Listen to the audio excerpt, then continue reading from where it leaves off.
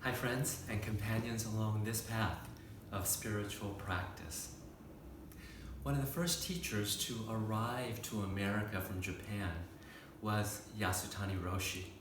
And back in the 70s, one of his main teachings was the core delusion is that I am here and you are there. That the self is in here and then everything else is out there. The historical Buddha went searching for this self, this I, myself.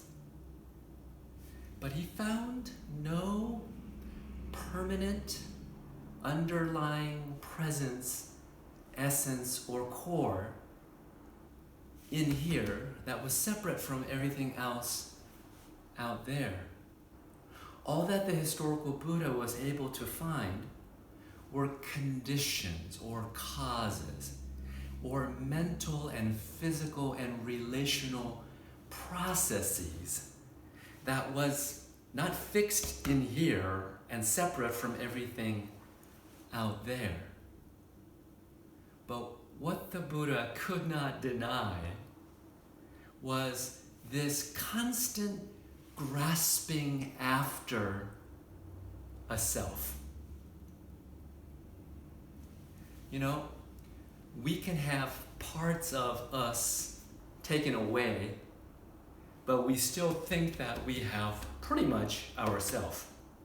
We can have parts of us replaced with new parts, but we still think that we are pretty much ourselves. We can have new things added onto us, but we still grasp after this unchanging underlying essence.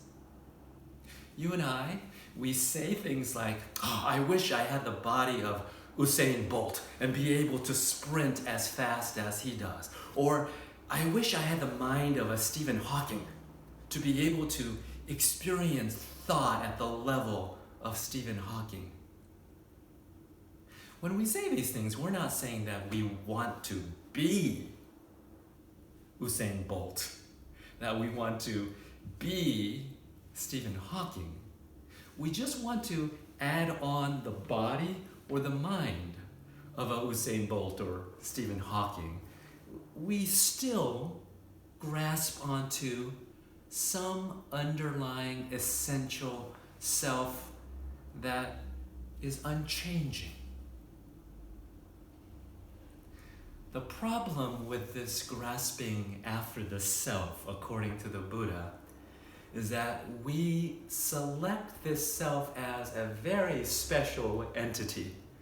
And we come to think and feel that it deserves a priority that none other self out there should deserve. And so we get this competition of interests in a universe that only knows interdependence.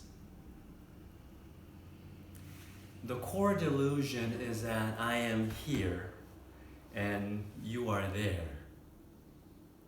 But does that mean that there is only some fusion of here and there? Is that what Yasutani Roshi was saying, that there is no distinction to be made between here and there? The non-duality of here and there, the non-duality of self and other, is not about some fusion into oneness. The non-duality of here and there is non-attachment to here and there.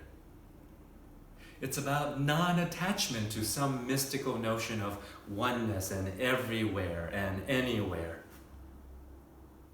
The non-duality of here and there asks how skillfully we can do here, how skillfully we can do there. If there is a Western close parallel to this non-duality of self and other, here and there. It might be what Buddhist teachers have grasped onto, which is the Western psychology's developmental task of a differentiated self. Some of you are very familiar with this notion of differentiation from Murray Bowen. Bowen describes differentiation like this. It is the capacity for awareness of here, of the self. Our thoughts, our feelings, our values. It's a capacity to be aware of what's going on here and deeply connected to the awareness of what's going on there with you. And acting out of this awareness here and there. Another way of thinking about a differentiated self is a self that is not constricted to just here or just there, but is able to come out and play in this field of interdependence. In fact, the differentiated self is the interdependent self. Buddhism and Western psychology may have different axiomatic notions of the self, but they are similar in trying to unravel this self. They're similar in understanding that the suffering that is caused is our attachment to the self that is here and to you who is over there. The differentiated self pluralizes, says that there are many versions of this self, and so why play small? Both the Buddhist teachings and Western psychology, both the not self and the differentiated self,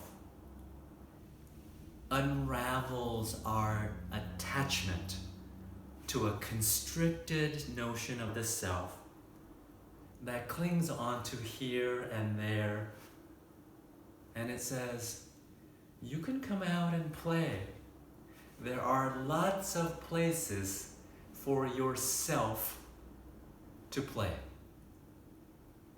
That there are many available forms of self so that we can be free, let loose in the universe of interdependence. So friends, we take our seat for meditation and we begin to understand the illusion of this self that is constricted to here and there.